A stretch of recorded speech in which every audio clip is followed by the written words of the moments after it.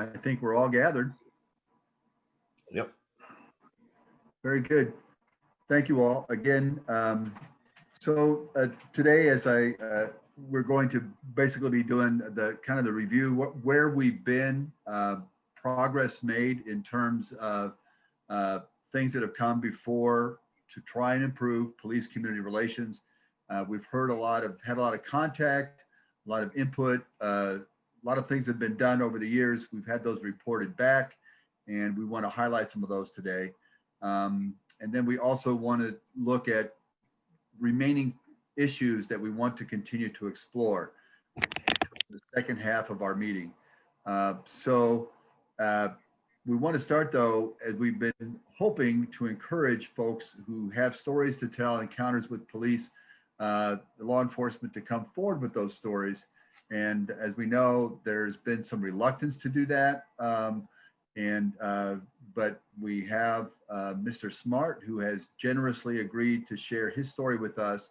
And our hope is that it will inspire and free others to offer their same stories as we move further on. So the beginning of this task force meeting will be hearing from our own Mr. Smart. Mayor, how about we do an introduction of everyone as before we get started with that? Oh, Harold, you're so smart. Yes, you're right. I need to save that one. You are really, you're right. Thank you. Maybe we can just go around and Max, why don't we start with you today and just give us a quick introduction.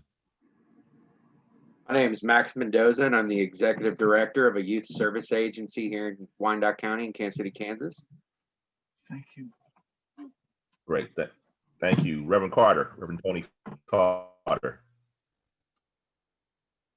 Good afternoon. I'm Pastor Tony Carter. I pastor the Salem Baptist Church, Kansas City, Kansas.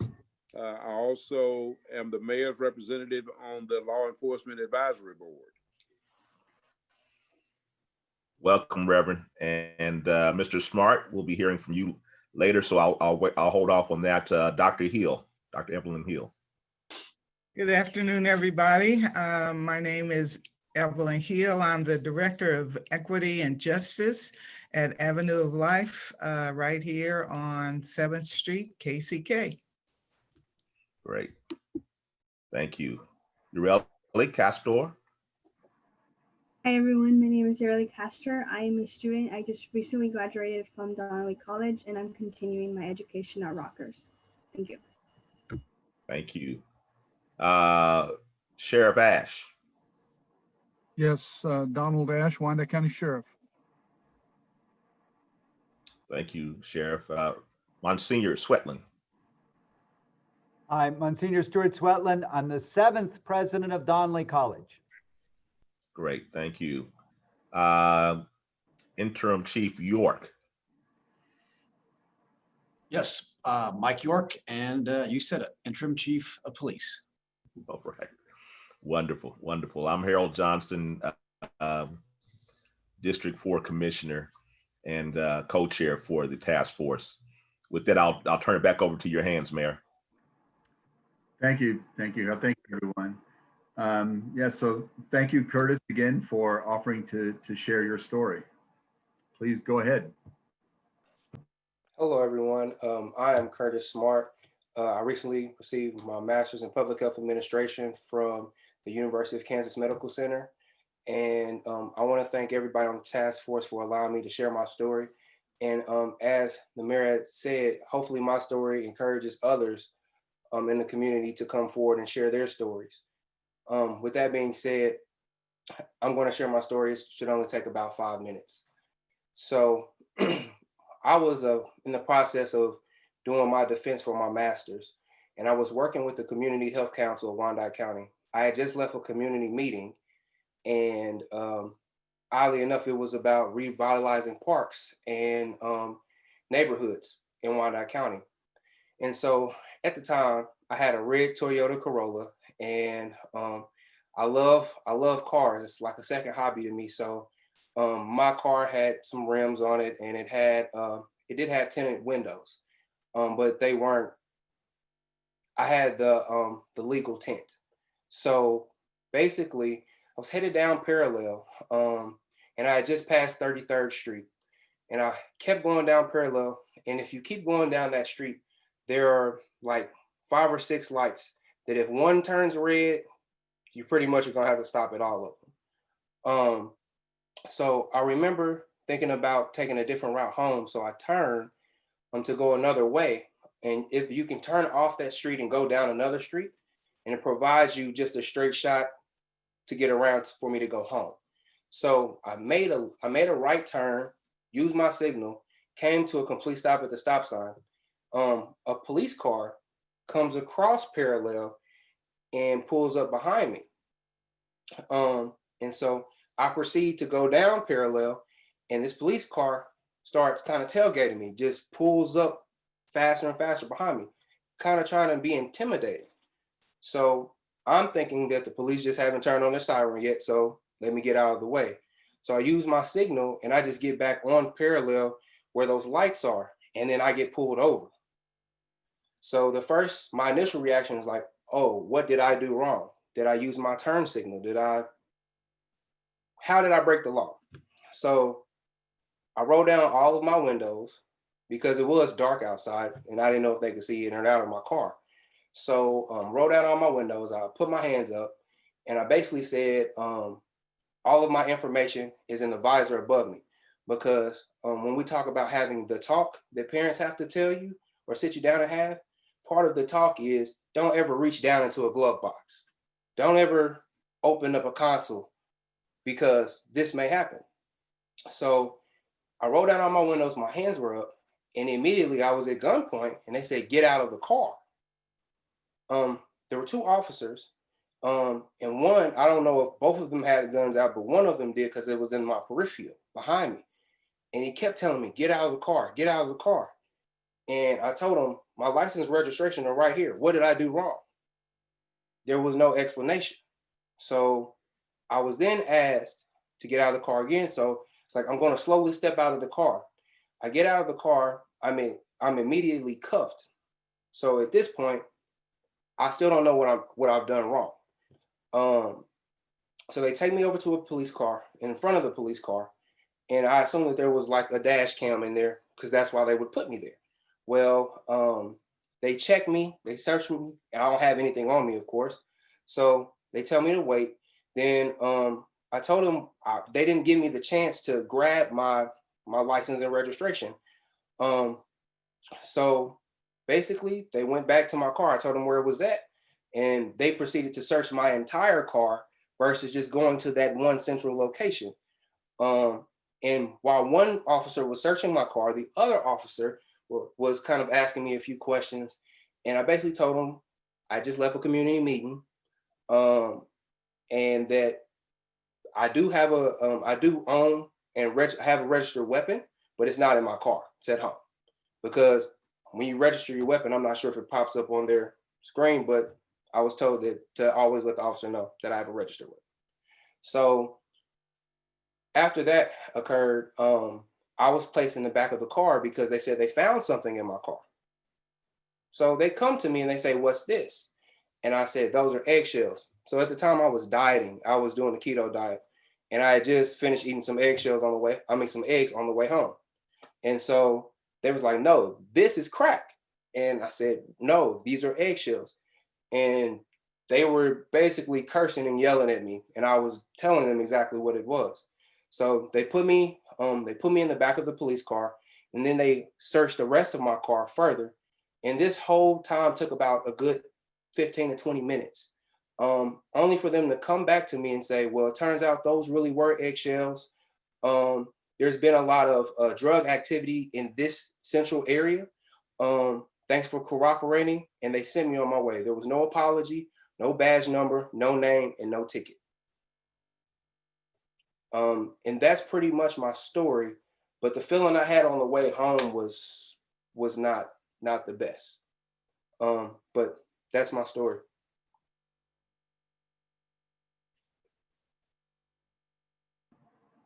I'm open for questions. Curtis, so that experience, what should have happened from your perspective? Because I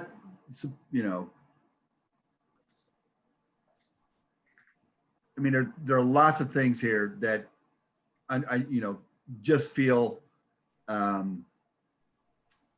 they just destroyed trust, right? They just,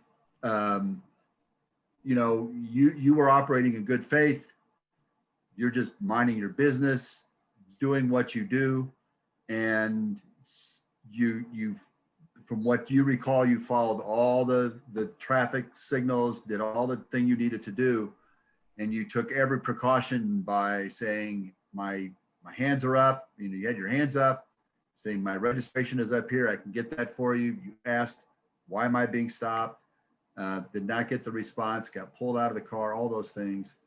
How does that change your perception, or did it change your perception, feelings, and your sense of trust? I mean, I think I know the answer to that, but I just would ask you to delve into that a little bit more.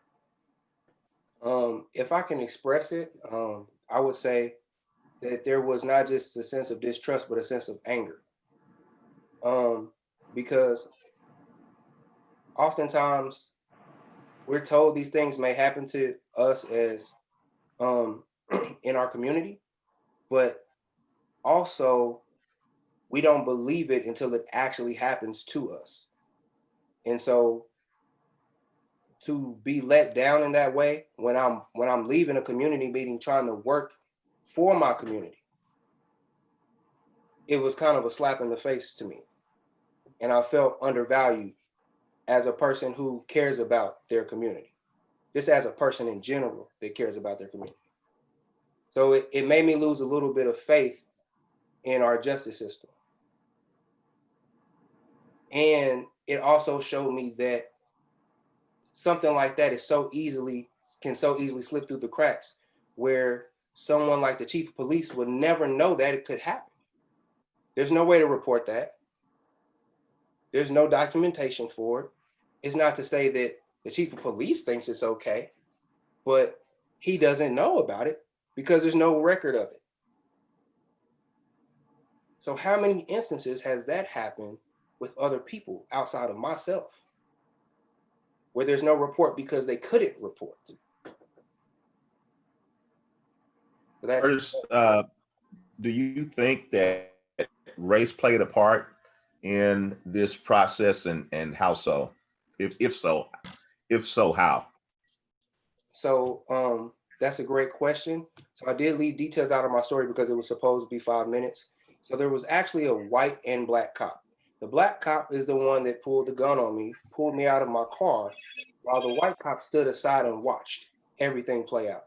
The white cop is the one that talked to me off to the side while the black cop searched my car. There's two tones that I took from that in that instance. So I thought long and hard about this when I got home. It was almost like this black cop was trying to prove himself to this white cop, as if it was some type of fraternity.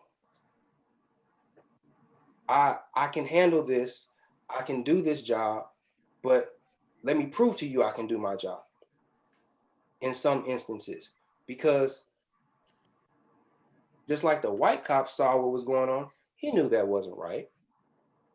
He knew that what was going on was not proper procedure.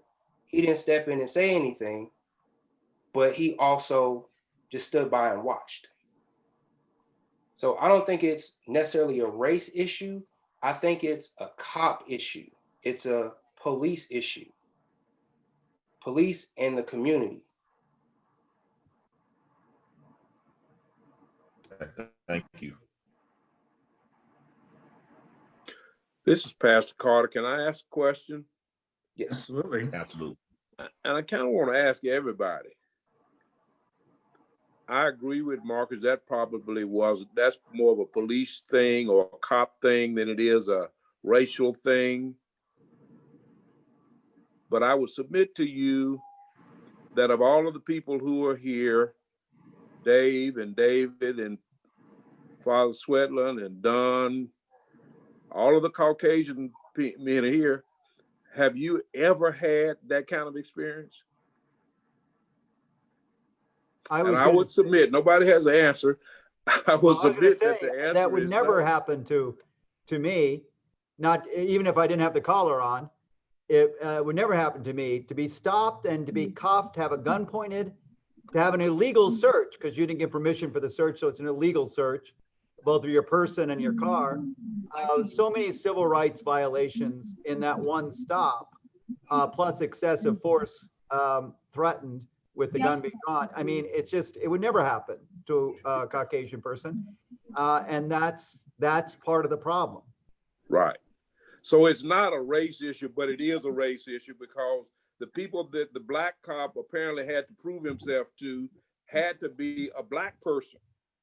The white cop wouldn't allow him to pull over a white person and do that, but he was okay with him pulling over an African-American person and doing that. Y'all, it's systematic, and we've got to own up to that. And yes, we need to hear the stories and we need to listen and people need to tell the stories, but we've got to come up with some substantive. So how do we fix this? And I know we can't fix it next week, next month. It's going to take time, but that's where we need to be going. Solutions. And I'll shut up. Could I offer some, Reverend Carter? So I agree with certain aspects of that, but oftentimes in our communities, we've been asking for more people in the community that come from the background that you come from. How can we trust someone from our background in our community to do us right if they do that? So we have to look at it both ways. If policing should just be right across the board, it shouldn't be proving anything to anybody. It should be, once you're a police officer, you're a part of this bond, but you're a part of an oath. And that oath that you take is to protect and serve. You're providing a service. You're not enforcing, you're providing a service. That's enforcing. It shouldn't even be a conversation about proving or race or anything. I agree 100% with you, Marcus. I think we're maybe looking at it a little differently, but we're saying the same thing. This shouldn't be an issue. There should not be the peer pressure to prove yourself, irregardless of which side of that you fall on. There should not be that pressure. How do we eliminate a senior officer putting that kind of pressure on a freshman officer? How do it should never be. And we've got to figure out how do we eliminate the instances where that is the case. Hey, Curtis, so, your story there, clearly the officers did not follow policy, and it appears they violated your civil rights by doing what they did to you. Did you pursue it through any other avenue, like contacting us, their internal affairs unit? I know Mr. Dupree has his own integrity unit. The FBI looks at civil rights violations. People a lot of times will go right straight to the FBI, won't even go to us, and they'll look into it. I guess my point is, you said the chief of police doesn't know about those kind of things. Well, you're right. I don't. That's why we have to get that out there in the open.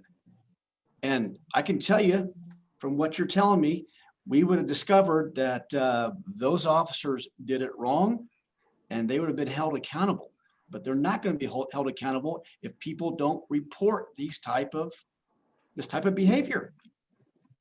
I do have a response to that.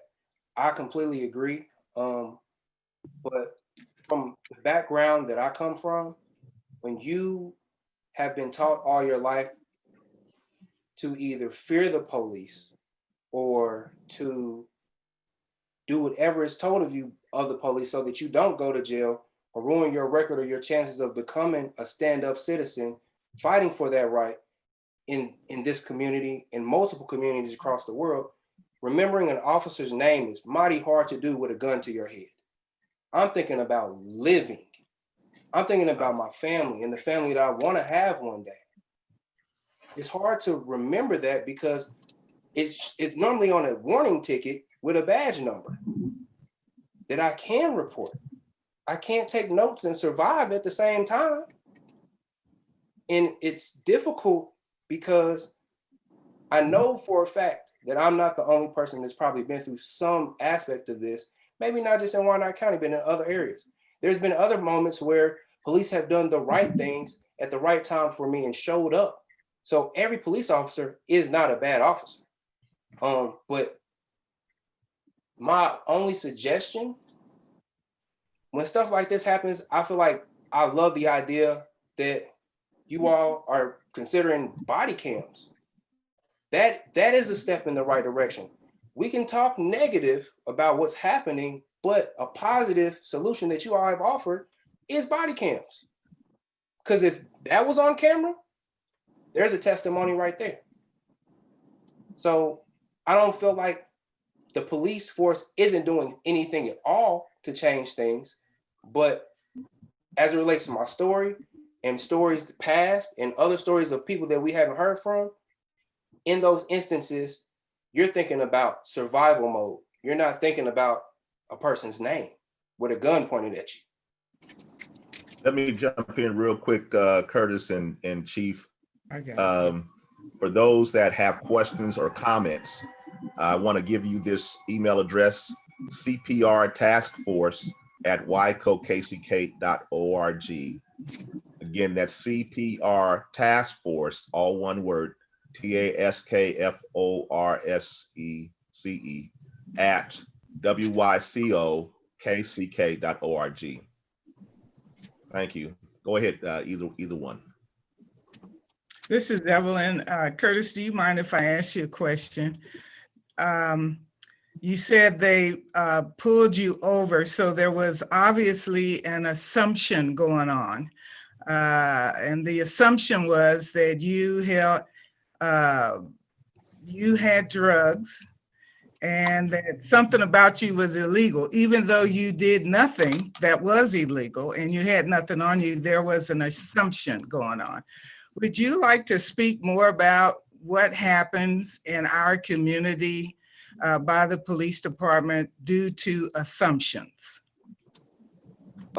Yes. So from my own experience, I can't really speak on everybody, but from my own experience, I found that, so I love cars. I'm a car fanatic. A side hobby of mine is to rebuild and work on cars. First car I rebuilt was a 1979 Chevy Caprice Classic with a glass window. And basically every time I took that car out, I was followed by police. With the assumption, because everyone else that had that same car as me, I can admit they were a little rowdy on the streets. And so just because I'm not one of them doesn't mean that I don't look like one of them. But what is one of them? And why is that the assumption? My car had rims on it, it had tint, and I had subwoofers in the trunk because I love cars, not because I'm a drug dealer.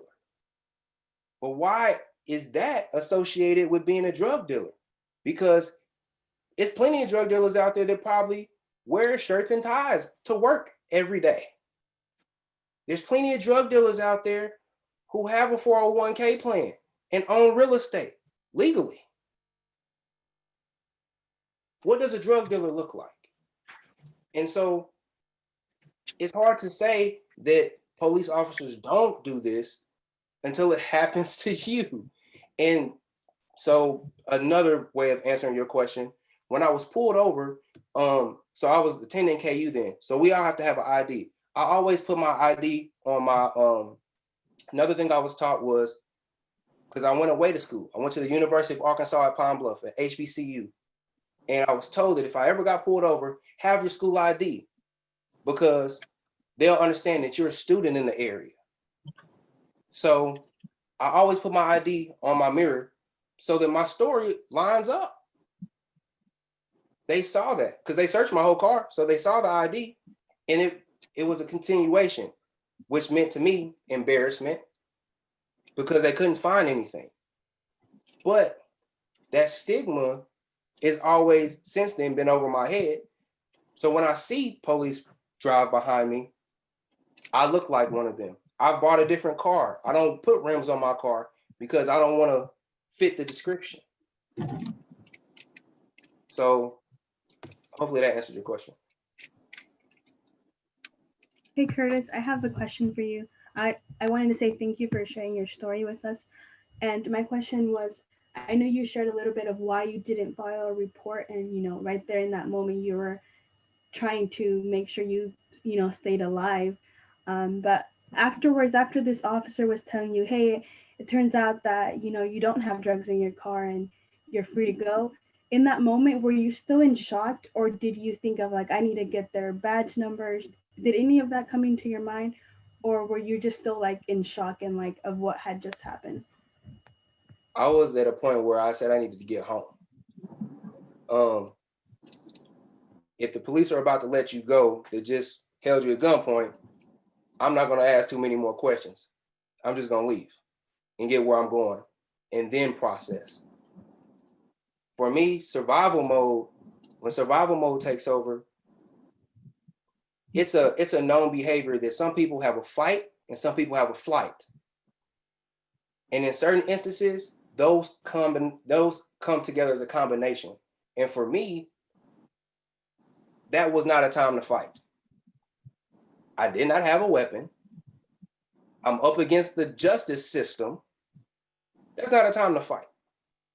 And then when I did get to a space where I could process, how do I want to go about this? If I go into a police station without a badge number, without a name, anybody can make up a story. What makes me any different from every other story? So I didn't have anything to back me up outside of the pure shock. The fact that I looked like a ghost. I had left myself. I was shaken up, I'll admit. But I just didn't understand the why. And so that's why I didn't report.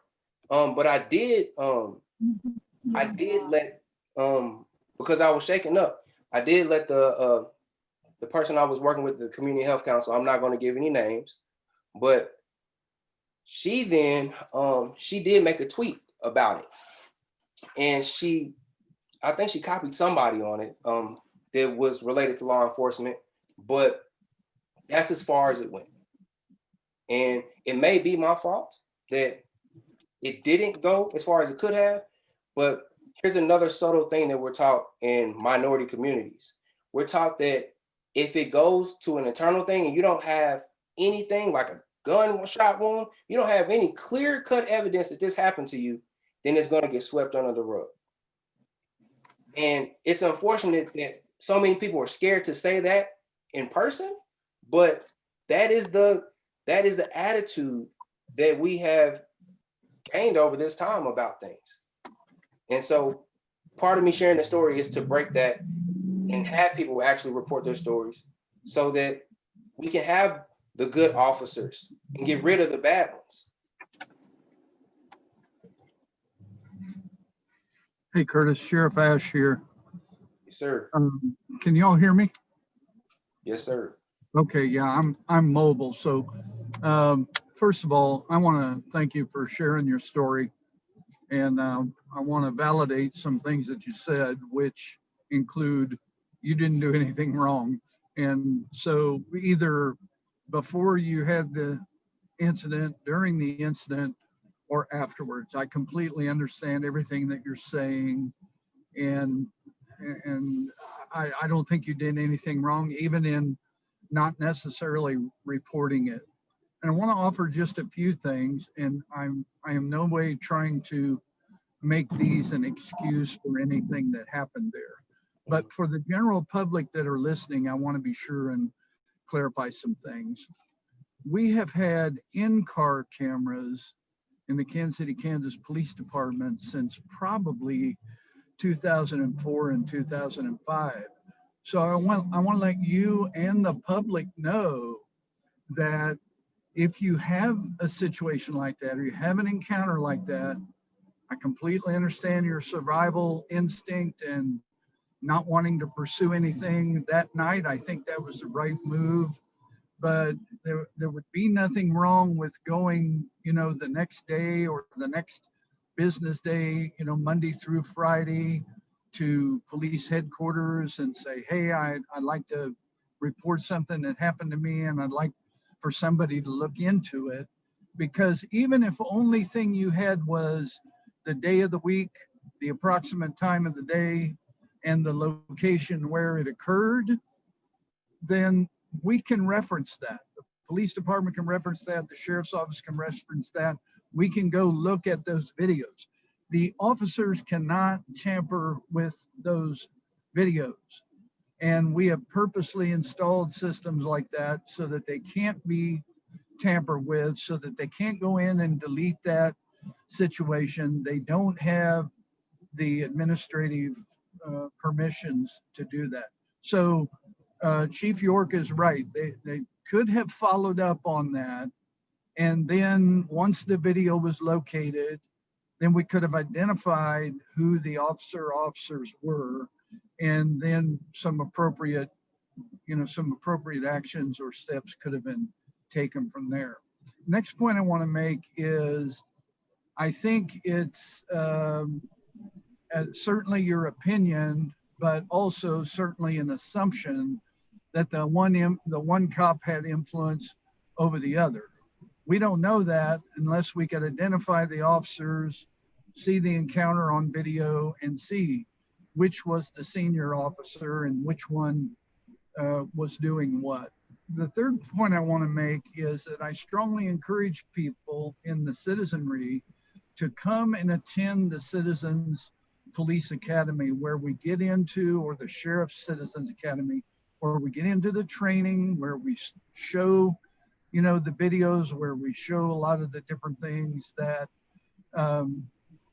that we train the officers on, and how we train the officers to deal, with certain things. And when you're out there policing, particularly at night, and the cars have tinted windows, you're going to take some extra safety precautions. Now, I think what clearly didn't happen in your case was you did not get a thorough explanation. You did not get a viable explanation for specifically why they stopped you. And I want the general public and everyone to know that in order for the police to effect a pedestrian check, you've got to have some suspicion or probable cause.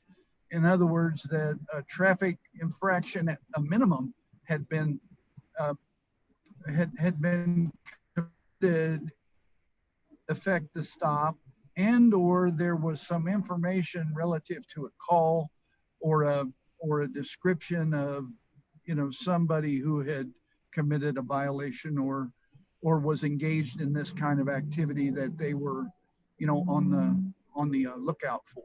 So I know a lot of that sounds like excuses, but if anyone would take the time to actually come and attend the Citizens Academies, it will give you great insight and a little more understanding, at least, as to why certain things are done the way they are, when they are done that way. So once again, thank you for sharing your story. It was a bad experience for you. I'm sorry you had that experience, but I think we can work together and move forward together to help everyone understand that might not be the right time at that time to do anything, but there's nothing wrong with following up the next day or the next business day.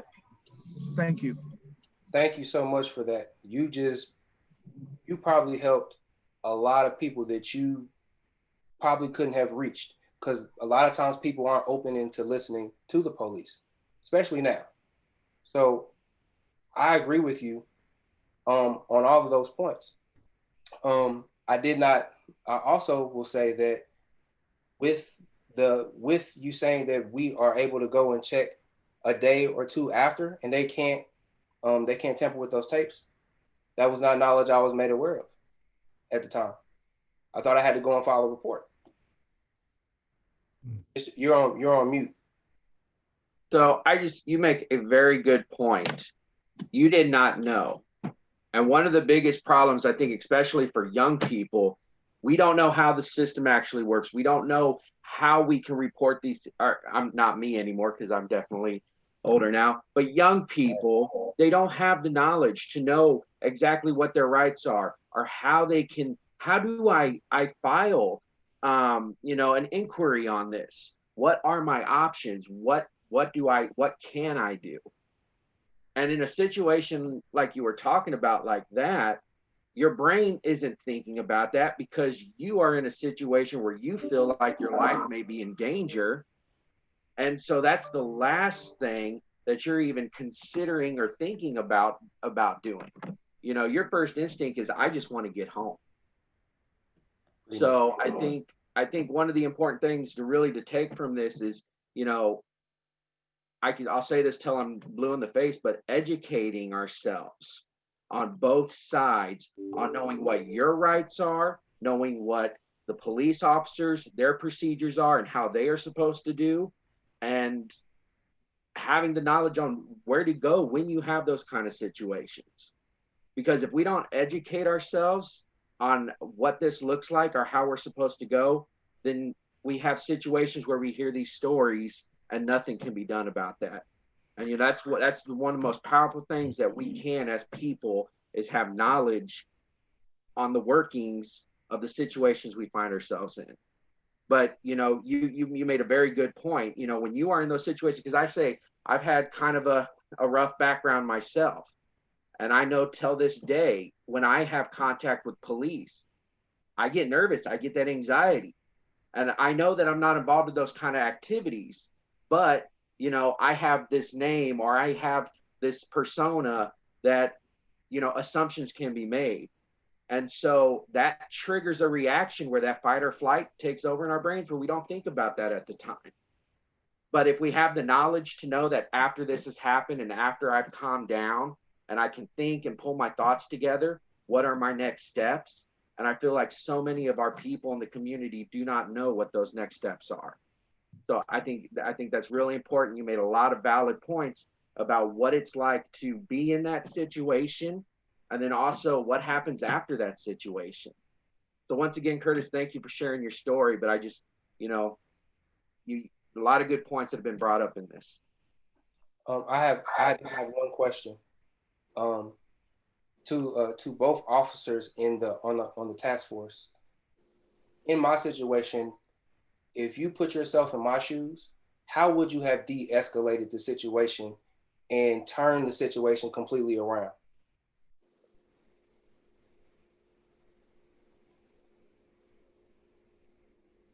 Curtis, are you asking if I was in your shoes, if I was being stopped by the police? Is that what you're asking me?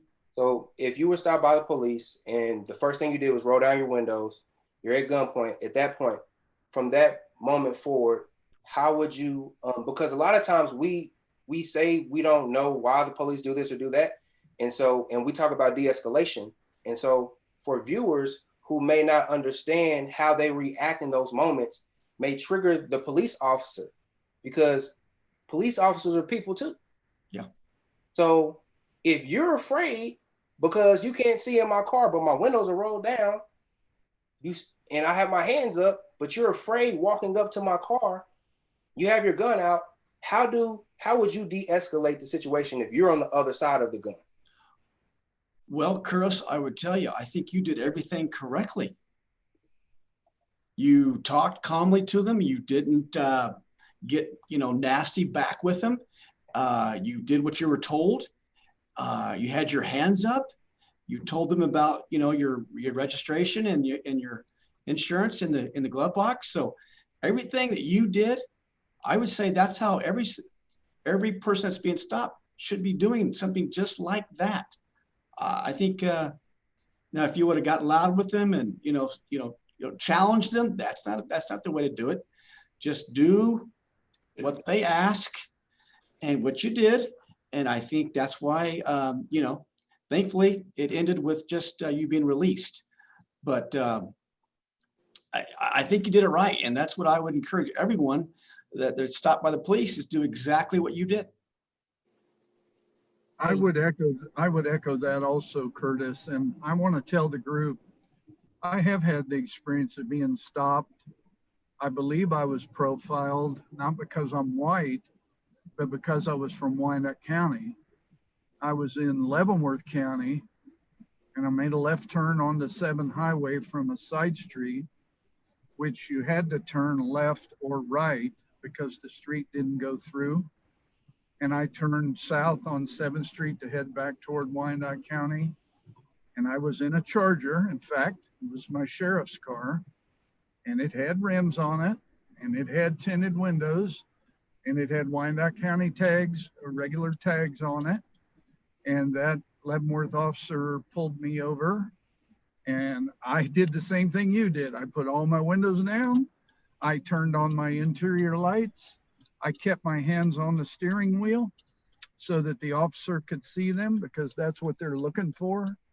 And I just waited for him to tell me what he wanted, and then I complied with him.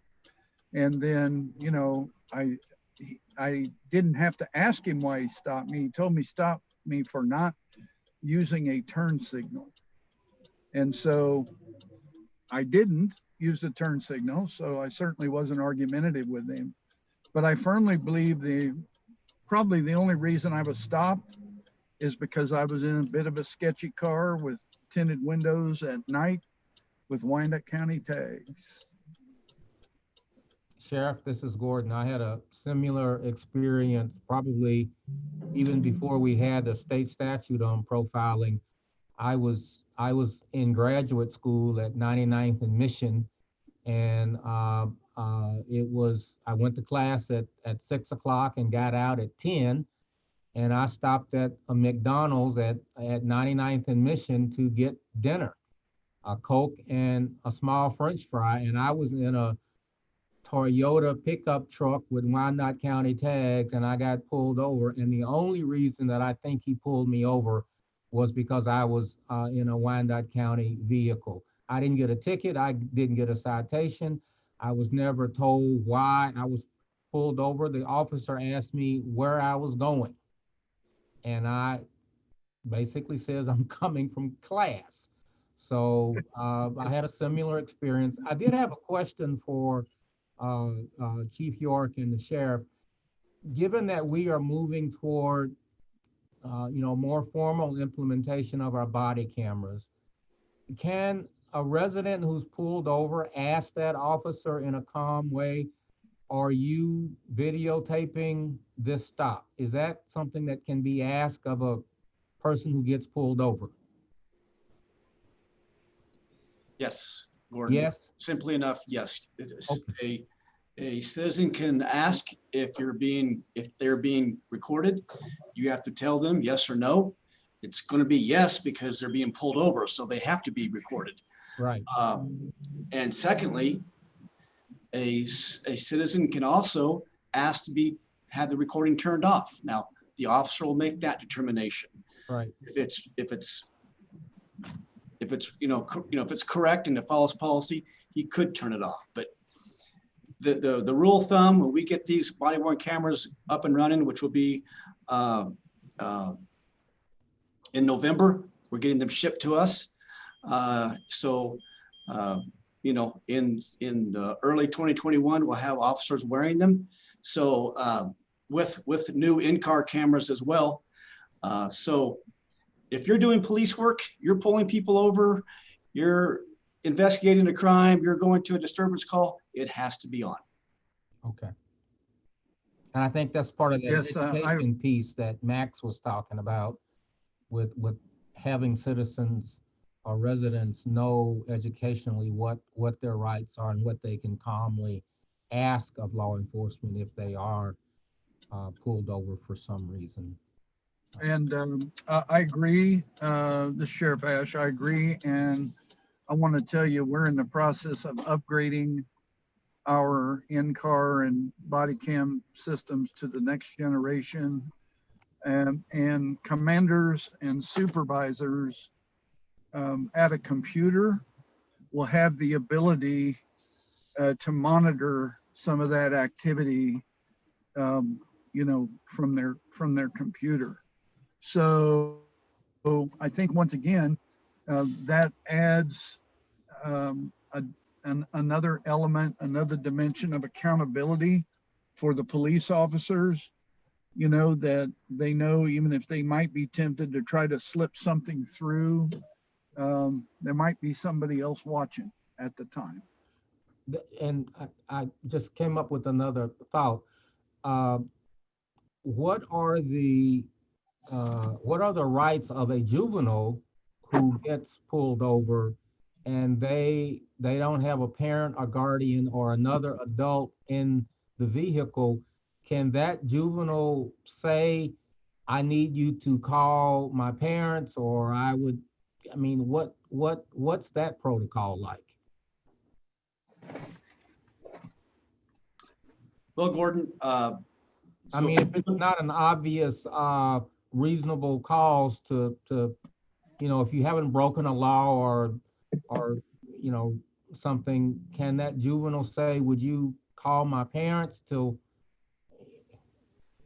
I don't know. yes. I mean, yes. I mean, if you pull over a 15-year-old kid who has a learner's permit, and of course it's going to be on the body worn camera, that's going to be recording, and the juvenile can absolutely ask for us to speak with his parents. Now, we've changed our juvenile policy as of late, and not that this really matters, but you know, we're allowing them to sign the tickets if we arrest them for a misdemeanor and they're not a danger to themselves or others, they can be released at the scene. So I'm not sure if that answered your question, but absolutely, we speak with we have requests quite often with juveniles wanting to speak with their parents before they speak to us, and we would normally follow that request. I see. May I ask a question as well? I'm sorry, go ahead, Mayor. Well, I'm Curtis, first of all, I got to say, we've already gotten emails from others who want to share their experience. Great. So again, you've already done something for others that really needs, and I have to say that this conversation has been excellent, and there needs to be more of this. And so I just want to remind anybody who's emailing in, we want to hear your stories. And one of the things we talked about is setting aside more time at a future meeting, hopefully that you telling your story would encourage others. And now I think the word will get out. I think we'll have more stories. So thank you. Because again, what we're looking for is maybe patterns, right? That show up, that we can identify. Primarily, it humanizes the whole problem. And this is about the dignity of the human person and how do we treat one another. We know what we ask our police to do, and it's a very difficult job, very challenging, and there's very much a way in which all the training, all the policies, all the tools we bring to bear are meant to ensure the human dignity. That's all I've heard from any of our policies and procedures is how do we ensure human dignity? I've not heard one thing coming out from our task force meeting, reporting from law enforcement saying, we do this specifically to deprive someone of their dignity. It's only because we fail to do something or we miss something. It's not intentionally trying to deprive someone. Now, there may be individual police who may want to do that. I don't know who they are, where they are. That's not for me to decide. But all I've heard is always trying to make sure that we preserve and protect the dignity of the human person. And when it doesn't happen, when it fails, we have experiences like this. But having said that, I think it's really important for if Chief York and Sheriff Ash would speak to, in that moment, from your experience, when you've had situations like this, when reports have come in, people have filed complaints, what is the psychological state of the police officers maybe who act in this way? And then again, Sheriff Ash, I go back to the suggestion you made that, you know, the psychological evaluations that we do when people come into the force, that we would do that on a regular basis so we could identify any problems and help heal those to improve their effectiveness. So what is, when your experience, what would you say is the psychological state of the officers? Because if Curtis is going through the fight or flight, I know I go through fight or flight, you know, is that also operative? You know, I mean, again, this is on the racial profiling and all the bias, that's it. But the emotional state of the individuals, what would you say to that? Is there anything general you could say to that?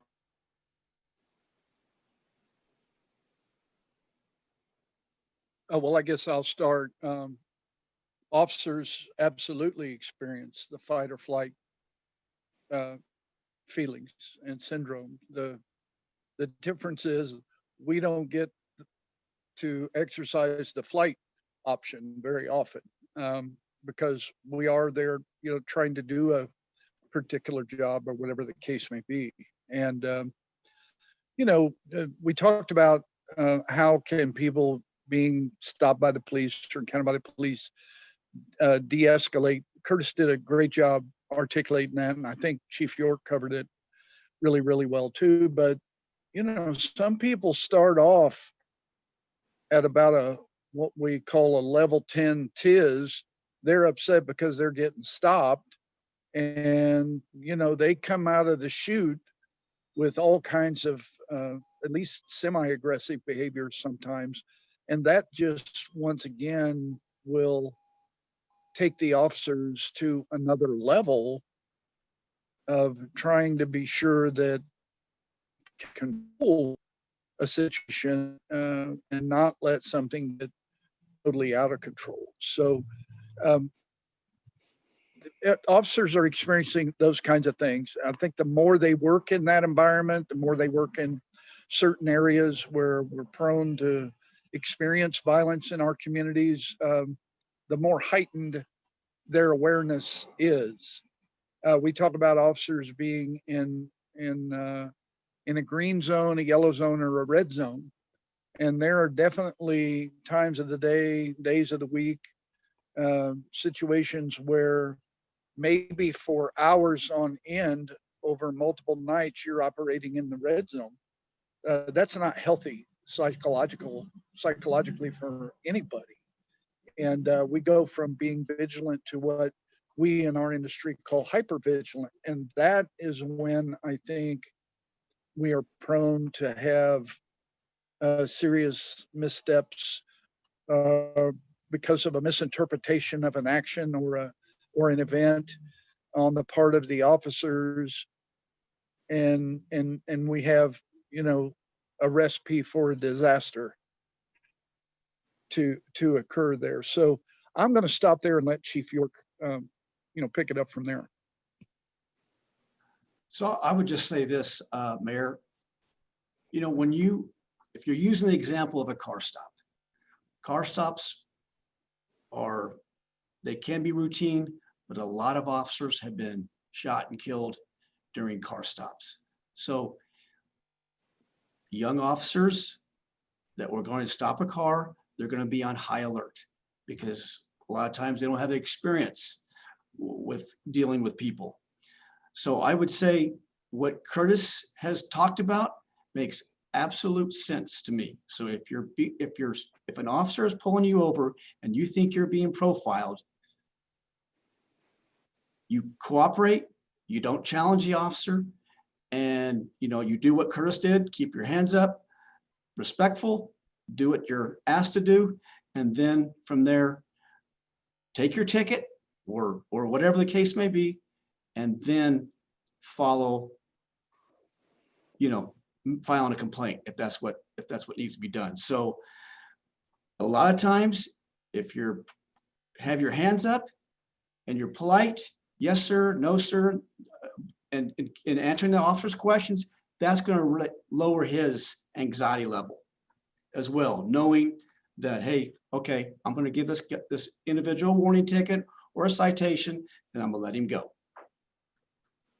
And so I follow up on this. So knowing that this is going on, the mental dynamics within an officer who's doing this day in and day out, and maybe, you know, in a hypervigilant state, in the training that we provide, what is in our training that helps officers become aware, self-aware that they're in that state, and to bring rationality to it? Because the training is all about, if you listen to it, if you pay attention to it, if you follow it, it keeps you safe, it keeps the public safe. That's what it's all for. But it's when emotionally we get out of that state of mind, that presence of mind, that we can have these problems. So how do we help our officers maintain that presence of mind?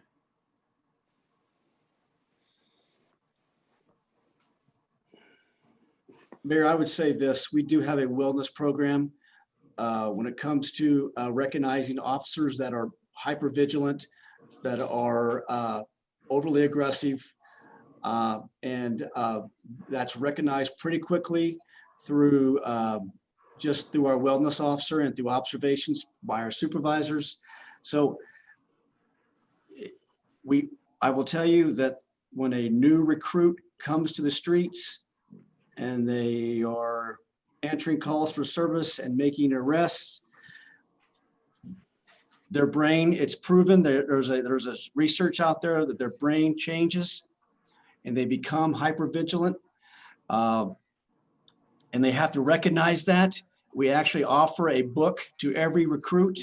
And I can't think of the name of it right now, but we tell them to read this book because it talks about how they become hypervigilant and how to avoid those kind of things. We have an early warning system where, you know, that alerts us when the officers are getting complained on, use of force, too many accidents, too many complaints, and we recognize that and we deal with it. So I think, Sheriff, it's called Emotional Survival for Law Enforcement. And we give every recruit that book. And it really goes in great detail. It's a great read if you guys are interested. I have extra. And it goes into how an officer changes over years of doing police work, how his brain can change. And I don't have all the details of the book, but I would be more than willing to give a copy to the task force here because it really is a good read about what officers go through. Yeah. It's becoming police. And again, I'm not trying to move away from really, Curtis, the reason you felt you were pulled over was whether it seemed racial, right? Because it was just that thing. So that's a different matter. I don't want to move away from that, but I just wanted to understand that there's a dynamic here and that we have to continue to train, to give our officers the tools. And I would encourage, when people can, you know, file a report, that's important because that gives Chief York and Sheriff Ash the opportunity to intervene, because our officers deserve care. And sometimes the best care is to be disciplined. You know, I would say, you know, again, I go back 19 years as the dean of students of a high school, and it was important for me it was important to bring the discipline to do that, because sometimes that was the only intervention that might come to this young person's life. And if I didn't do it, I had to precipitate a crisis, as it were, in this young man's life so that he could get the help he needed. And more often than not, they were grateful, and the parents were grateful that it came. It's not fun, but those measures are helpful because it gets someone to a better place. That's my understanding of discipline. Is it's really an act of care for someone. Okay, Reverend Carter, I'll shut up. I've had several thoughts in my head and they just keep going from different places. And guys, I'd love and respect everybody on the task force and all of the people we're having to deal with. I really do. So please don't take what I say as me being dissing anybody or being disrespectful. I've been on the Law Enforcement Advisory Board for 12, maybe 15 years, but for 12, I know. And the situation that Brother Marcus had is, to me, what I thought the Law Enforcement Advisory Board was made for, to take those kinds of issues. But we've never been given any of that. The second thing is, I know by virtue of being on the Law Enforcement Advisory Board that we've been talking about body cams for 6, 7, 8 years. And the interim chief just said that maybe in November, by the 1st of 2021, we'll have body cams. Part of the system, brothers and sisters, that's broke is delay. Because the benefit of having body cams would have helped the department be more transparent. It would have helped to build more trust. But yet, we're looking at this for 6, 7, 8, 9, 10 years before we even get, and we're only close to implementation. We ain't there yet. It's the delay. The system is broke because we keep playing these games. We're not serious about what we can really do to help. Because if body cams will help, we should have had them a long time ago. But the system doesn't want to go away. The system does not want to fix itself. And that's what groups like this, that's what we're supposed to do. And I wish I could just shut up and let this thing run its own course. But history says it's not going to do that. It's not going to correct itself. It's not going to fix itself. It's not up. It doesn't bother them that the system is where it is. They're not impacted. But I've been doing what Curtis had to do. I've been doing this for 50 years. I'm 65 years old. Since I was 15 years old, I've had to learn to navigate the system. Yes, sir. No, sir. I've been doing that for 50 years. And yet the system is just the way it was 50 years ago. And I don't want to be 10 years, 20 years down the road, and the system is still the same way. We've got to realize we keep looking for the enemy, and the enemy is us. And I hate to be so impassioned about this, but I am. I have grandbabies. I say this every time, I guess, and I'm gonna shut up. But I can't imagine my grandbabies having to do what their pawpaw has had to do for 50 years. Moving forward, we gotta fix this. We've gotta come up with substantive change. I'll shut up. I got a quick question for Chief. I want to affirm, Tony. Oh, okay. For Pastor Carter, that's all. But I have a question later. But go ahead, Evelyn. I didn't mean to step on you. Okay, I won't be long. I just want to know, we consistently said, and I'm grateful for Curtis's story, and we consistently said what a good job he did, but the police officers can continue to do this, or are we going to make a change here as far as what the police officers do? I'm glad we've gotten to a point in our community where we know what to do, and you've repeated what we should do. But now, how are we going to begin to hold the police department, the sheriff's deputies accountable? This young man was driving. He didn't commit any crime, but was yet pulled over. How can we decrease that and stop that? What is some action that we can take or that you can take immediately, or we as a task force, how can we decrease those types of things from continuing to happen? Well, Dr. Hill, I would say this, we train our officers every time they go to the academy, when they enter the academy, about fair and impartial policing. You cannot pull over someone because of their race. That's something that it's forbidden. And if it would be found out that that's what they did, the consequences would be severe. Now, I'm going to go back to what Pastor Carter and Curtis Smart said. The answer is the body-worn camera. That's not going to happen when the body-worn camera is recording these stops. And it has taken a long time. It is frustrating. And the company that we have, WatchGuard, has pushed us back. We were supposed to be in October. Here we are, October, of no body-worn cameras. Because of COVID and because of a huge demand now for body-worn cameras across the country, we've been pushed back. I am doing my best to get this moving forward as quickly as I can.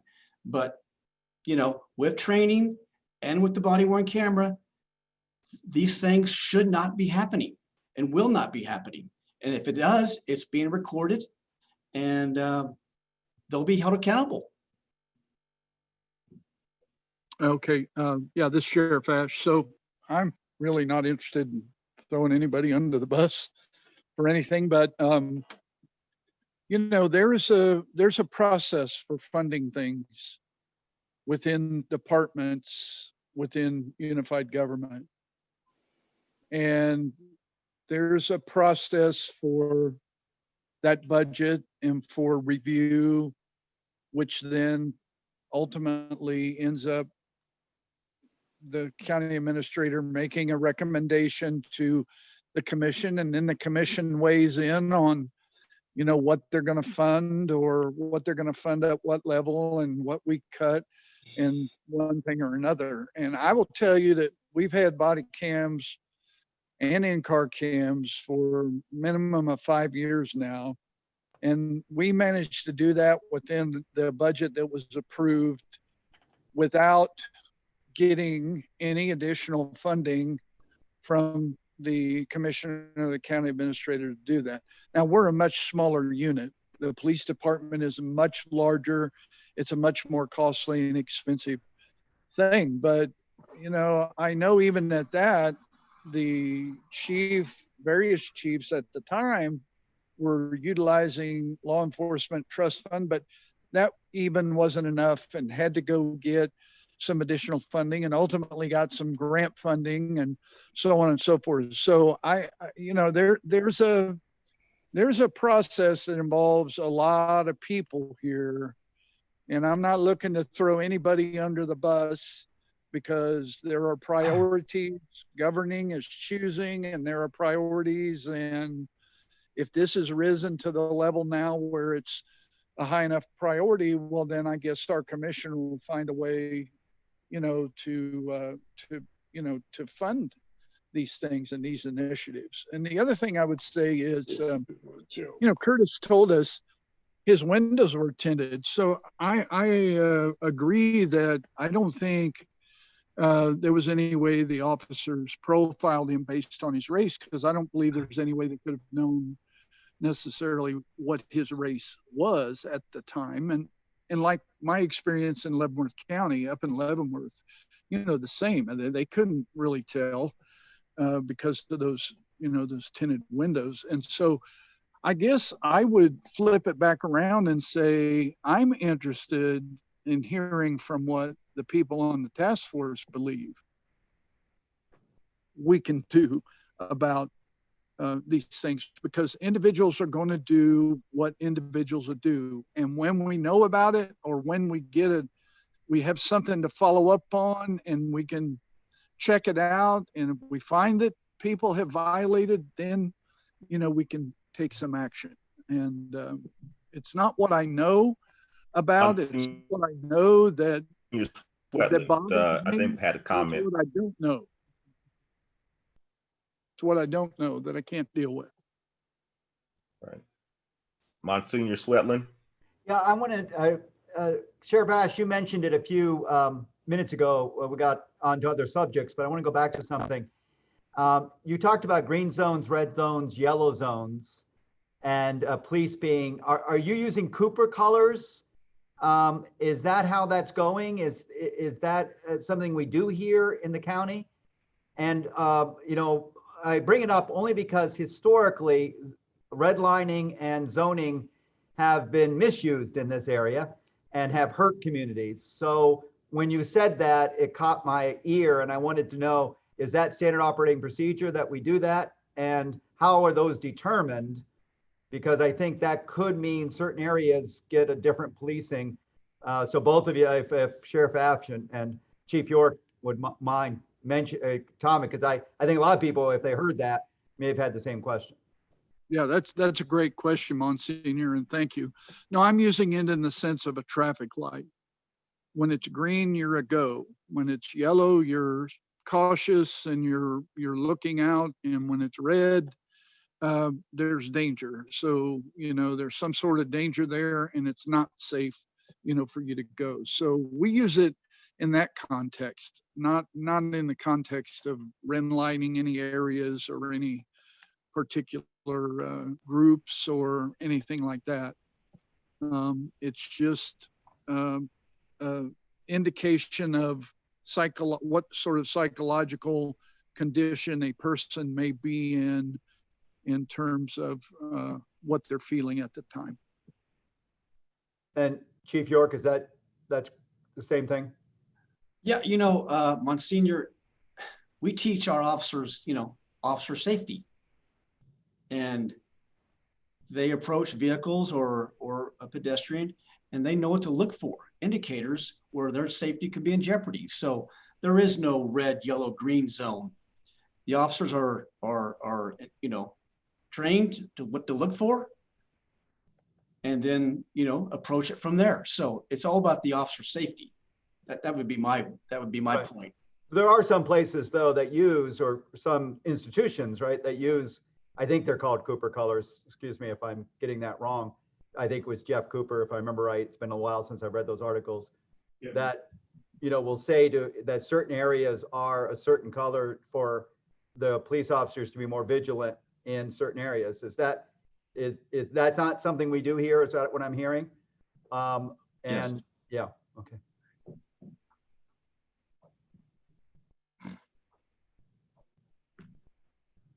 So to be clear, Chief York, you're saying we do not use that kind of determination to designate a particular area as more, less, or dangerous or not dangerous.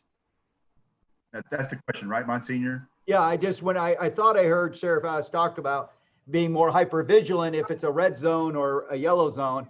And that immediately made me think that perhaps that, you know, like I said, some places think that's good practice, you know, for their police officers. And that's why I brought it up, because it does, only because of the history here, I would be sensitive or not use that kind of. I think he was referring to the emotional state that sometimes because of hypervigilance, they're in the red state, then sometimes yellow, and then green. So no, well, right. Mayor, I mean, to be, you know, completely transparent, we're data driven here. Yeah, the police department. We know where the high crime areas are. That's because what the data tells us. So if an officer is in a high crime area and he's pulling over a vehicle, yeah, he's going to be more vigilant, and rightfully so. But he knows what to look for when it comes to officer safety. Indicators that are going to show him or tell him, be careful. He's reaching underneath his seat before you approach that car. Be careful. And that's what I'm getting at. Yeah. Thank you. Well, I can, you know, to Reverend Carter's point, in terms of this should have been done, you know, a long time ago. I can tell you as recent as the time of the Michael Brown situation that occurred in Ferguson, Missouri. I think that since that time, the commission has been pushing to get body cams. And we were not all in agreement. I can tell you that. This was before, I think, even Mayor Alvey came became our mayor. But we did get it approved. Harold, you're cutting out. Into the budget, but on self of the body cams. Can I just slap this thing and make it work better? Can you hear me now? Yeah. Yeah. So hopefully this is better. But anyway, it took a while to get. The reason why it's taken a while is not just because of the body cams themselves, but we had to build the infrastructure in terms of the cabling, so that we can transfer information from the cameras themselves to headquarters, be able to archive that information, have personnel there to do just to monitor just that information itself. So while, and I do know it takes a while, it takes time, but it's just not a moment of saying we're going to get body cams and then in the next budget year, everything is up and running. That's one of the reasons why it's taken long. And of course, the police chief has already, Chief York has already indicated what COVID has done in this environment. It's not to make an excuse for anything. I just want to make sure that I give some context in terms of, why and how these things take a bit of time to occur. But I agree, it's still too long, but we have been moving diligently, I think, to get that accomplished. So and I would say this, I think, what is interesting, so this is what we thought when we started and we're looking for people to give their own experience. We would hope that it would bring the urgency, and that urgency is needed for us to move us to action. And that I know how things happen at the UG, or at least I think I know. There are lots of important things to do, and it really takes someone to make it urgent. And so if this, it's easy, or it's not uncommon. And this is the systemic problem that Reverend Carter references. It's not even intentional. It's just institutional life sometimes. It's move it. It's not even a battleship. It's an aircraft carrier. And it's with 11 pilots, by the way. And so even when the agreement was to do the body cams, okay, well, now we got to get this. Well, let's find a contractor. Let's research it all. Okay, this is what we go with. But now we got to fund the appropriations. You got to wait for the next appropriation cycle, the next budget cycle, and then say, okay, well, we're going to need this infrastructure. Well, we don't have that infrastructure, because imagine this: if there were certain parts of the community, the body cams would not send the information back, and we were not able to access that. People would say, well, why? That's not just. How come I can't get the report from this incident that happened in this place? And we say we didn't have the infrastructure, but we're working on it. That would have come off as being unjust. So the urgency that Reverend Carter references is exactly what we had hoped to happen with someone telling their experiences like Curtis. Mr. Mayor and task force, how long does it take us to buy weapons and bullets to kill people with? How long does that requisition take? At least one. We spend our money, we put our actions and our motivations and provocations on the things that we want to happen. If we wanted body cams, they would have happened. We didn't want them. And I'm saying we, because it's all of us. I'm owning it. I'm owning this too. Yeah. We didn't want them. We can buy all of the new artillery and weapons and systems to do this, and we can get that money, but we can't get money to get body cams so that people have evidence of what happened in a situation. Y'all, I'm telling you, it's the system. We keep delaying it because right now, that's the best weapon we have. Wait. And Dr. Martin Luther King Jr. said, we are sick and tired of waiting. We got to do something. And I'm not angry anymore. I'm not angry. We've got to be resolved that if we're going to make this place better for all of our children, Y'all, some of my grandkids are gonna marry some of yours. This world is gonna get more blended every day. And your blended kids are gonna have to deal with this. And I know some of us will do everything we can to make sure that never happens. It ain't gonna happen it's gonna happen. The world is becoming more and more blended, mixed. And we've got to fix these problems now. And we can't keep delaying it. I know about Don, I know about processes. I know that there's a protocol already in place. I know that the county administrators and people, I know that they have to make this stuff make sense. I understand all of that, but we make it make sense for the things that we want. And if we wanted this to make sense, if we wanted to do this, we would make it make sense. That's all I'm saying. It's systematic. It's you, it's me, it's them, it's us. And we gotta quit pointing fingers.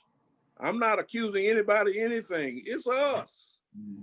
And we've got to stop doing that and work together, commit to making it work for everybody.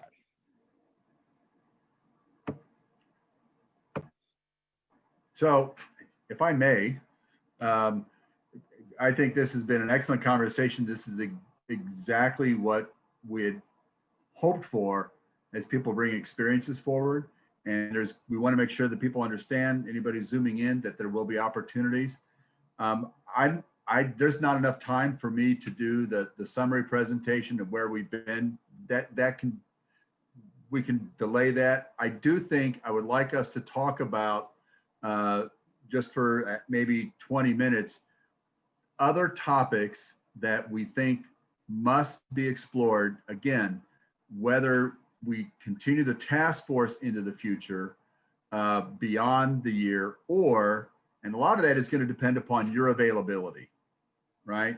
I'm willing to continue on, but I'm also believe that we have an opportunity through the Law Enforcement Advisory Board to make those conversations more meaningful, more urgent. I think to Reverend Carter's point, which was, I think, his expectation. And the question would be, well, if it hasn't been, if those kinds of things, these kinds of topics to really bring important changes haven't been brought forward, then what is it about the Law Enforcement Advisory Board we have to address? And I'm willing to engage in that conversation with the Law Enforcement Advisory Board, and then make sure that, because I believe the language of that charter, I guess it's a charter for that, the authorizing statement gives the Law Enforcement Advisory Board the opportunity to take these on, but so much of that depends upon who develops the agenda, right? And who makes it operational. That's always every board or anything like that. It really comes down to whoever is bringing the agenda forward. So a couple of issues. We don't have to solve that problem now, but I think what we want to do, I think for us, we need to have one more session that just to the point that Curtis, not only if I need to want to bring a complaint, how do I do that, right? And then how do we communicate that to people, right? To let them know that, hey, it's available. In fact, we want you to report. We need you to report. And then, but if again, what's the wide range of things that someone who's had an experience, how do they obtain justice and create fairness? And that will include maybe the internal affairs. It now includes the community integrity unit. How do all those function? We want to find out what those gaps are and what the overlaps are, and then say, all right, well, that might be one of our recommendations. We found a gap in this process, or there's a lack of communication about this. We want to resolve that. Those are the kinds of things we need to bring back to the commission. So again, I'd asked you yesterday if you could just identify some things, that topics you think we need to continue to work on, whether we do it again within the task force or transition it over to Law Enforcement Advisory Board. You know, that's, we can have that discussion later, but what still needs to be addressed? And how about if we just take a moment and then Mayor, yeah. Yeah, I think this is going to be this is going to be cause a little bit of consternation. I think there needs to be an independent review of our police procedures and also our contracts from a union perspective. And to independent, by independent, I mean one that's not internal, that looks at both of those relative to the cultural competencies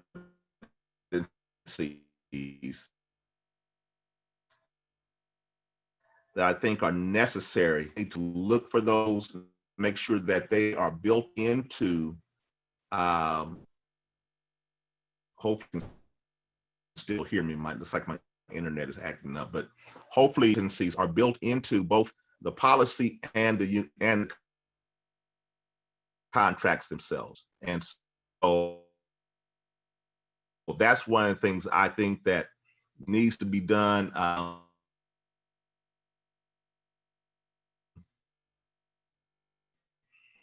Particularly this environment. And yeah, I'll just leave it there. Well, Commissioner, we missed most of that. So if you would just email me, I'll be happy to report that. Will do. Will do. You can email me right now or text me, one of the two, and okay. I will just repeat what you said. Okay, will do. Okay. Hey, Mayor, just to kind of follow up on what Commissioner Johnson said, I believe what he was asking for was independent review of our policies and our contracts, correct? So we do have that. It's called CALEA, Certified Accredited Law Enforcement Agency. So we are CALEA certified. They look at our policies every, I think it's every, it's quarterly, and then they actually come in and really dive down every year or so. So we do, in order to get certified through CALEA, we have to meet the national standards through our policies, which we have. However, with all that being said, I have no problem in having an independent person or agency come in and look at our policies and how we do things. I just want to let you know that we are doing that currently. Yes, thank you. And I guess the point that I want to add to that was the cultural competency aspect of it within what CALEA, I'm sorry, whatever the name is, if they have cultural competencies built into those reviews.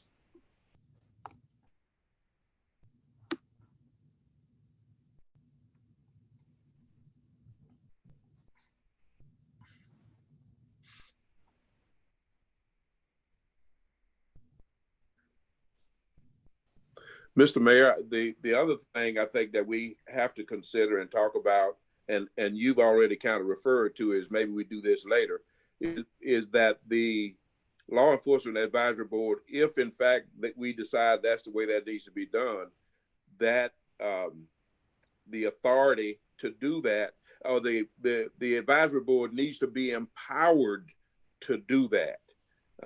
I think I finally, I hate to say this, but I finally saw what you sent to us, which is how the Law Enforcement Advisory Board came to be and what their role was supposed to be. Unfortunately, that had not been shared with me before. And I see that we're supposed to report to the Unified Government Commission twice a year. It's never come up. It has never come up. And again, I'm not the brightest fella in the world, but I can read a little bit. And I would never continue convening a meeting month after month after month and never take on the responsibility of reporting out the way we should have. But that was never shared. And again, I think that's part of the tactic. We share as little information as we can so that we get as little action as possible. Because I promise you, if I had known we needed to report, I would have been doing that at the intervals that was required. So we need to empower that board or whoever to make sure that the follow through can happen. So I'm sorry, a couple things. First of all, go ahead, Sheriff. Yeah, Pastor, I would just add to that the Law Enforcement Advisory Board's not functioned the way it was designed to function. No, because we didn't know. Because the members are appointed by the commissioners, and the citizens are to bring issues to the chief, to the sheriff, to the board through their representative from each commission district and the at-large members appointed by the sheriff. If the citizens have concern, they should report that to somebody. Those people should be reporting it to us. It has denigrated into, well, we hear from the legislative auditor, then the chief gives a report, and I give a report, because none of you all on the advisory board have anything ever to bring to us. So I don't know what you would report to the commission other than there's nothing to report because nobody's brought anything. That's exactly right. The way that, in my opinion, it was designed to function, and we got to fix that part too. So I have a couple of comments on that. So that's interesting, Sheriff Ash, you talk about the dynamic and how it's moved. I would say that there are other boards that we have that are appointed by the UG that are not functioning the way they need to. And so we just said, wait a minute, why is this happening? Well, we did not take care in training people in their proper roles on these boards so they could be fully empowered. So that's my first comment. The second thing I want to ask is, Reverend Carter and Sheriff Ash and Chief York, what will it take for us? Because if you look at the language and how this was originally established, it seems to me the capacity is within it to do these things. We'll need to talk about how do we empower, and again, whatever help you need from me, I'm willing to give to make sure that the LEAB functions the way it was meant to function. Mayor, I would say this, I mean, it definitely needs to be retooled, the advisory board. And I think one of the requisites should be what Sheriff Ash mentioned, is to go have each advisory board member attend our Citizens Academy. So at least they can have some information, know what we do, why we do it before they go into the board. Because a lot of these current members really don't understand police practice. So you got to get them with the proper, information so they can, have input when they come to the board.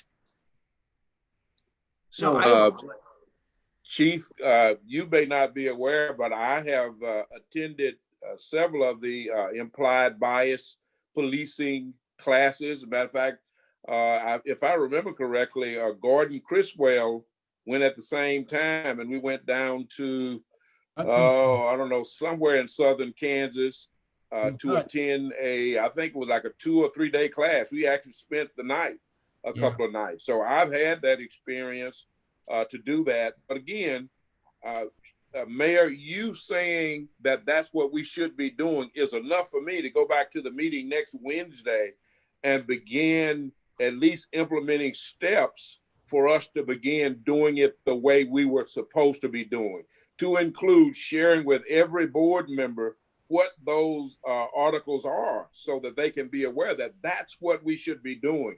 Because Sheriff Ash is right. All we've been doing is we hear a report from the legislative auditor, we hear a report from the sheriff and a report from the chief of police, And then that's basically it. Unless somebody has, and generally there's somebody there who is a, I don't even know what term you would use, but they kind of follow police and they watch the monitors and see where the police are going, and that kind of person who will share some, Don, you know what I'm talking about. Y'all know exactly what I'm talking about, who would share some information that really doesn't have anything to do with anything. But again, we need to be empowered and understand what our role is. Now I do, and I promise you I'll be moving forward in that fashion. However, I will take guidance from certainly the mayor and from the commission as it relates to whether or not the Law Enforcement Advisory Board is going to take on this thing with the use of force and police brutality and all of this systematic stuff we're dealing with, which is, again, something that's quite involved and something that we're not going to fix overnight. Not the Law Enforcement Advisory Board, not the task force, not anybody. But I think we ought to at least have a body that's committed to working, even if it's long-term, toward making substantive change. And the Law Enforcement Advisory Board could, in fact, do some of that. Thank you. I have a Mr. question Mendoza. for Reverend Carter. On that Law Enforcement Advisory Board, when members come, will you, or are there a process for when a member is on that board, do they go through an orientation? Because I sit on some boards, and one of the most important things is as you come in, you need to go through a process of learning what your responsibilities are, whether going over whether you have a charter or you have bylaws. Every member of any sort of committee should know what their bylaws say and should be able to give you an explanation of why the group is created. And if people aren't being educated and going through that orientation process when they come onto these boards to do the work, then the work's never going to get done. I came across a quote just today that said the most dangerous phrase is, well, this is the way things have always been done. Well, if we get stuck on that mentality that, well, this is the way we've always done it, but it's not the right way of doing it, and no one's been educated on how to do it the right way, then the problems will never get fixed. And so that's going to be a really important thing. I loved hearing what, Sheriff Ash said and Acting Chief York about members going to those citizen classes, but they need to be educated. You can't have a person who comes in who doesn't know the work, who doesn't know the history, the policies, and to be able to make decisions, educated decisions on that kind of information. So one of the things that I really would hope that that group would look like, that if this is the direction that we go, that group is going to take this over, that those people are educated and given the tools necessary to carry on the work. Because if we just throw this into someone's lap who isn't prepared to do the work, then all it is they're going to be spinning wheels. And so that's just my main my point, and I'll go ahead and shut up. Again, Max, you make some very important points. And we made, and again, it's what happens when you make assumptions. We felt like the officers or the commissioners who appointed those persons explained to them what their roles were. And so, but again, I think you're right. It really is going to require having some type of orientation and educational system. But y'all, we're talking about people who volunteer to do this one day a month, who have real jobs and already committed and plates are already full. And so it's really hard to ask people to put in too much time. But again, I think it is something that the sense of urgency is there now. I think this is something perhaps we can wrap our brains around and begin at least the beginning steps for creating a situation whereby we can start addressing some of these specific issues one by one until we've made some inroads. So it can be done, but education is the key. Yeah. Hey, Mayor, if I can just add, you had asked us what was our input or like recommendations that we were, thinking of moving forward for the task force and or in general. And one of the main things that I've read through my notes is something that keeps being said is the lack of education that our community has in regards to what they can do. There are people who won't file a report because they feel that it won't get nowhere. But then there's other people who don't have the education of who do I go to, and just an information that available to them of what they can do. And I think that if we, like Mr. Mendoza was saying, that if we educate our community in their rights, procedures. Also, I saw that Sheriff Ash and Chief York are saying that, inviting us to know their policies. They want us to know what they're currently doing and all of that. And I think it's our responsibility as a task force to give this to the commission, saying, hey, we do need to put an effort in. And if there are already policies in educating our community, okay, what are they? Can we, add on to them or do anything else? But I think that's a huge problem that is happening right now, is the lack of information and knowledge to the community of knowing what they can do and filing reports and all of that. And also what Sheriff asked of the Citizens Academy, I didn't even know that existed, or I'm pretty sure not a lot of people knew that they could be in an academy like that or resources like that. So that's one of my main things that I wanted to share and point out of. We do need to put an emphasis on that. Thank you. Hey, Mayor, real quick, Yareli, we have a Citizen Academy this Saturday from 8 to 5. If you'd like to be part of that, or we have one October 24th as well from 8 to 5. We also have a extended version where it's like 8 weeks long, 1 day a month. Oh, I'm sorry, 1 day a week for 8 weeks. Thank you. Yeah. Well, I mean, you just saying that makes me, I keep doing that. It's something I need to do, Chief York. It would really be very helpful for me to have that insight. Can't do it this weekend. My daughter's getting married, so. Mayor, to that point, I'm just thinking out loud. Would it be possible, Chief, to have a special session for both task force as well as the law enforcement to be part of one of those trainings, just to get those groups of persons in that are talking about this? We don't know how and when we'll transfer responsibility from the task force to the law enforcement board, but I think it might be good for all of us on both sides to have an opportunity to be able to be a part of that, maybe as a group, in a group setting. I don't know. Just a thought I have, and I don't know how others might feel about that. Well, Commissioner, actually, we have one that no one has signed up yet for October 24th. If you want to, we can pencil everybody in for that academy.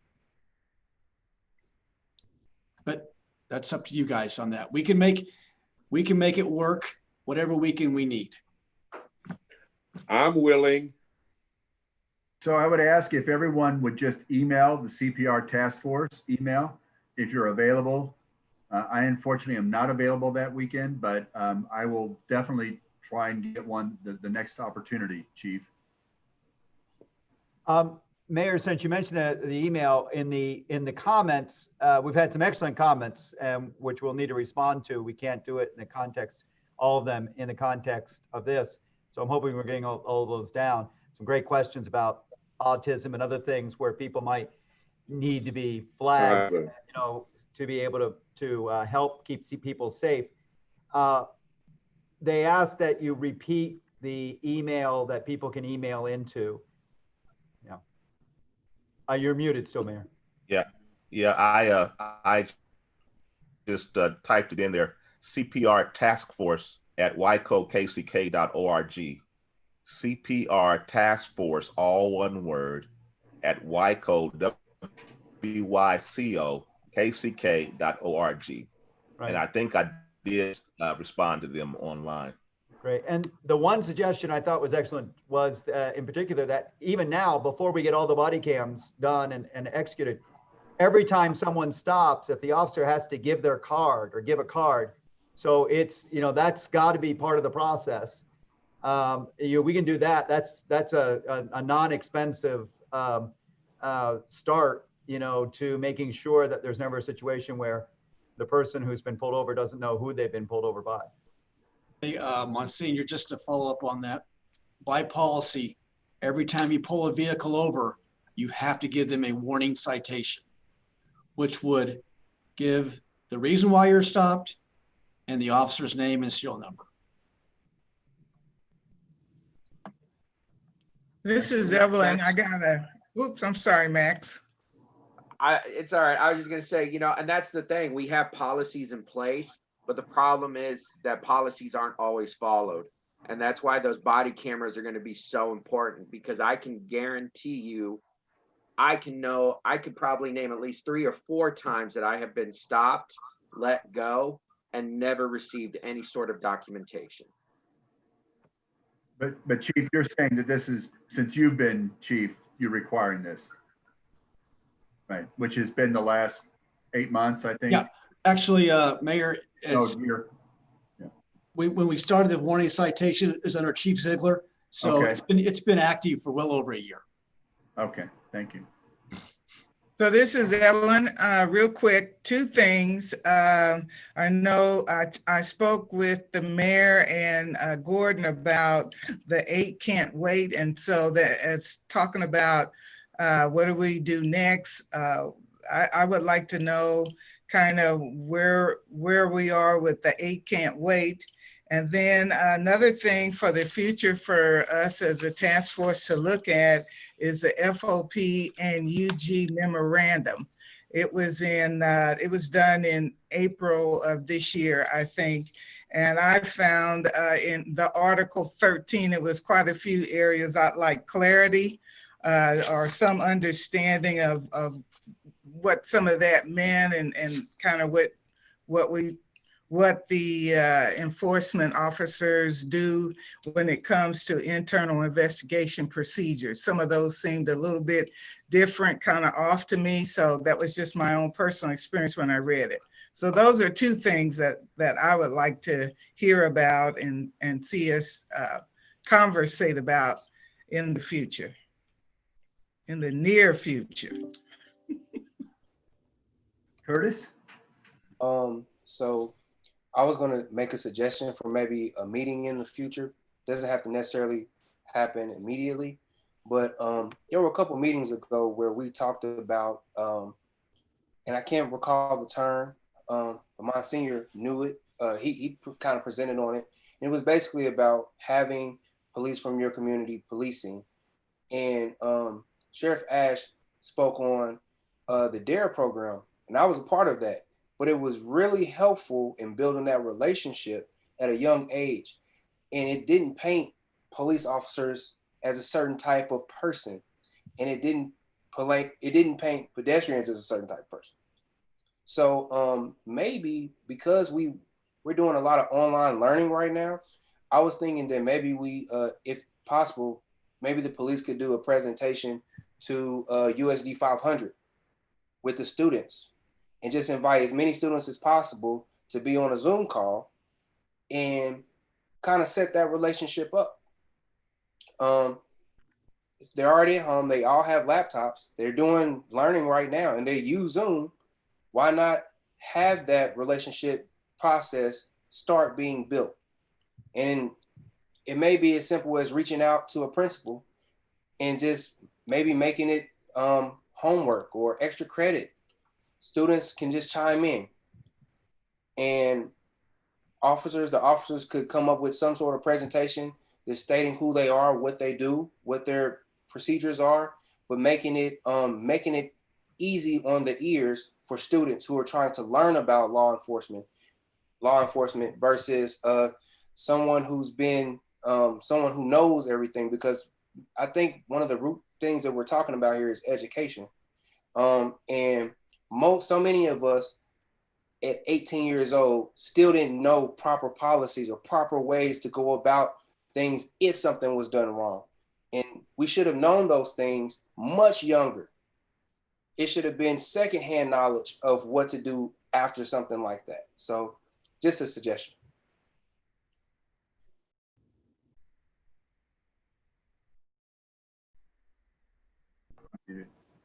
We're reaching the end time. This is what I've heard so far.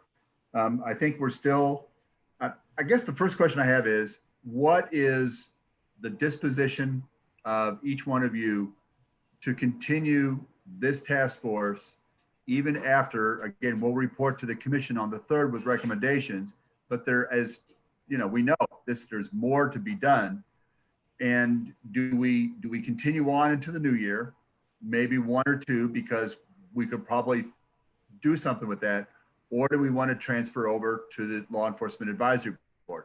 And again, I don't want to presume upon your goodwill and your time availability. Well, I would say, Mayor, that we do need to ensure that there is a seamless exchange, however long that takes for the task force to do that. And so I don't know if it's beneficial. If it's beneficial to put a timeline on it, great. But I just want to make sure that there is a seamless transfer of availability and ability relative to the task force to continue on the work and conversations and the dialogue that we've already, put into it. So as long as that will take, I don't have a problem. I think ultimately it will have to be the police, the law enforcement advisory board that will carry on the work. But I don't know how long of a time frame that will take. I just want to make sure that they are empowered, that we transfer information of thought, culture pretty seamlessly. So that's my 2 cents. Yeah. Yeah, I would agree with Mr. Johnson. I think as a member of this group, I really feel like it is our responsibility to make sure that that advisory group board has everything it needs before we just give everything over to them. I think we need, if that's the decision we're going and we're going to make that transfer, it shouldn't be a drop. This is now what you guys need to do. It's we work together, make sure you guys have everything you need to carry this work on so that the work is done. It shouldn't just be a cold handoff and that's it. So I know me personally, I would like to see the work through until that group is sufficiently able to take on the work. I agree. I'm in agreement with everyone so far. So I would like to see the work all the way through as well. I'd continue the work with the task force, and if we decide that to go with the enforcement group, the advisory board, I'm good with that. But we do want to be careful not to allow them to be in the present state of not having any teeth, no skin in the game. We want them to be able to make some positive difference for our community. Okay. Yeah, I would agree with what everyone's saying. I'm fine with continuing with the task force because I think from the very beginning, our job was to listen to the problems and then, make a list of recommendations. But from what I heard today, that advisory board is still kind of having the scope of what actually they're supposed to do, their mission statement and stuff. So I wouldn't feel so comfortable just handing them when that still hasn't been figured out yet. But either way, I'm comfortable with what we all agree with in the end. Again, I'm just, conscious of your time commitment and don't want to presume upon your goodwill and your schedule. So if it doesn't work for you, I understand. It's not, there's no foul. No. All right, well, I'm going to recommend that we still want to do so this is what I think is going to play out. I believe there will be more people want to tell their story. Even if we have 2 or 3 tell their story next time, we've seen how long it takes to work through. That's an hour. But I think that same meeting would be a good opportunity to ask those who want to come in, what is it you want to see in a new police chief? And to fulfill that promise, that request from the county administrator to give that input. That's a good segue here. This is what the experience was. So based upon that, here we have the urgency. Well, this is what we're looking for in a new police chief. That could be our next meeting.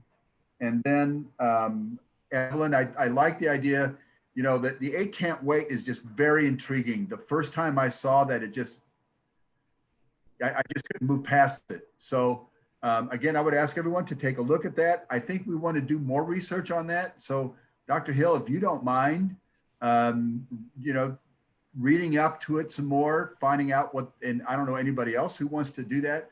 I would encourage us to go and dig deeper into what that proposal is and what's happening there. And finally, we did get a request, which I don't know if it was sent to everyone. I think it was sent to Gordon. Yes, a request to a coalition from Moxa, and to give a presentation to us. Now, so we'll look at that to see how we can bring that in. But if we're going to be continue to look into the future, we have some more time to do this. So I'm just thinking about the transition to the Law Enforcement Advisory Board.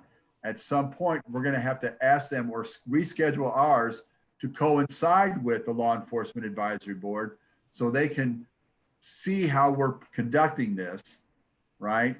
And get a sense of what we're dealing with and how we're doing it, so that would be part of their preparation. So in other words, on the, you know, watching us as we're doing and saying, well, this is what we're looking for moving forward. And Reverend Carter, I'm going to defer to you on this about how do we transition and prepare the Law Enforcement Advisory Board to take on this function. Chief, I'll certainly embrace that, and I will even begin planting seeds for that. We meet on the next Wednesday, not tomorrow, but the Wednesday after that, and I will certainly kind of set the tone for what our role should have been up to this point, and then maybe ready them for an opportunity to mirror the task force, so that we can more equally or with more equity do what we're supposed to be doing. I can't hear you. What time is that meeting, Reverend Carter? It's at 4 o'clock, and it's going to be at the police, in the chief's office. I think they found a place where we can socially distance with the number who are there. And Mayor, you certainly welcome to come if you'd like to be a part of that. It's generally from 4 to 5 on Wednesday, the 14th. I will try and be there. Okay, great. And I will too, Mayor, if possible. Wonderful. Perfect. That'd be great. That'd be great. I will go back to something you said, Mayor. I think that has the community's their ear. They're really listening to how we're going to handle this selection of the next chief. And I'm sure you're aware of that as well, to the extent that, you know, however we do this, that somehow the community's input is reflected, whether that's through whether that's through this committee or otherwise. You know, I think that's going, you know, everybody's got their ears up and are looking and are wondering how that process will be. So I want to just emphasize the point that you've already made relative to, you know, having that as something that would go to the county administrator. So over the next week, we will be reaching out with a date, and actually I think we can scheme out the next 2 meetings, and we'll put out dates out there and just respond, let us know if those work. And again, trying to be conscientious of your time and the urgency at the same time. So I'm going to say thank you. I thought it was an excellent conversation today. I appreciate everyone's honesty and willingness to speak to these things. I think this is, we've been hoping to model how conversations to improve community police relations should go on. But of course, it's not just about community police relations, it's about government and community relations in general. So Thank you all. I appreciate your time. Thank you to Curtis also. Thank you for being Thank you, open Curtis. and vulnerable. Thank you so much, Curtis. Thank you Good for work, allowing me to Curtis. do so. Good night, everyone. Yeah. Good night.